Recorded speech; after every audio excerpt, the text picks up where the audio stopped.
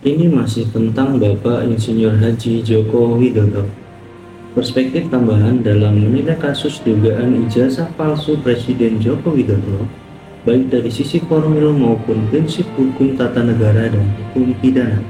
Yang pertama adalah asas praduga tak bersalah. Dalam hukum pidana Indonesia, setiap orang dianggap tidak bersalah sebelum ada putusan pengadilan yang berkekuatan hukum tetap. Maka, sebelum ada putusan pengadilan yang menyatakan ijazah Jokowi palsu, secara hukum Presiden Jokowi tetap dianggap sah sebagai pemegang ijazah tersebut.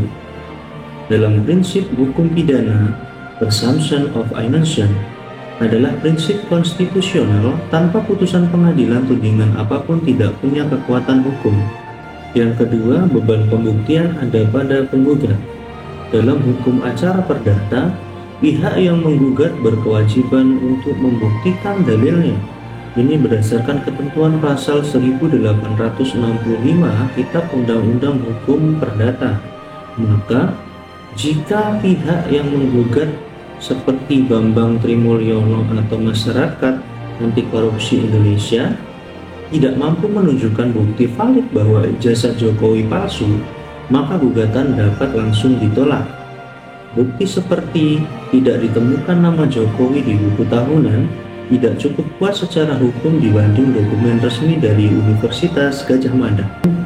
Yang ketiga, keabsahan presiden tidak bisa dibatalkan oleh gugatan perdata biasa. Dalam konteks hukum tata negara, pemilihan presiden diatur oleh konstitusi dan undang-undang pemilu, dan keabsahan seorang presiden hanya bisa diuji di Mahkamah Konstitusi dalam sengketa hasil pemilu.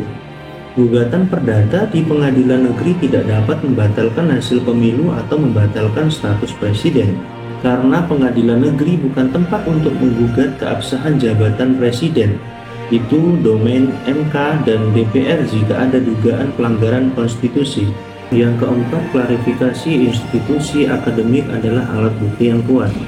Universitas Gadjah Mada telah menyatakan secara resmi bahwa Joko Widodo adalah lulusan Fakultas Kehutanan tahun 1985. Pernyataan institusi pendidikan yang memiliki otoritas atas dokumen akademik, jika disampaikan secara sah, memiliki kekuatan pembuktian hukum administratif yang kuat. Yang kelima, potensi kriminalisasi bisa menjerat penggugat jika tidak berhati-hati. Apabila pihak penggugat menyebarkan informasi palsu dengan maksud mencemarkan nama baik atau menimbulkan keonaran, mereka bisa dikenakan Undang-Undang ITE Pasal 27 atau 28, Kitab Undang-Undang Hukum Pidana Pasal 207, kemudian Undang-Undang Nomor 1 Tahun 1946 tentang Peraturan Hukum Pidana Pasal 14-15.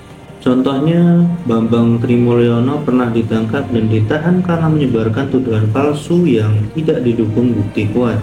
Kesimpulannya, dari sisi hukum, yang pertama, ijazah Jokowi masih dianggap sah sampai ada putusan pengadilan yang menyatakan sebaliknya. Yang kedua, beban pembuktian ada pada pihak penuduh, dan sejauh ini belum ada bukti kuat yang diterima pengadilan.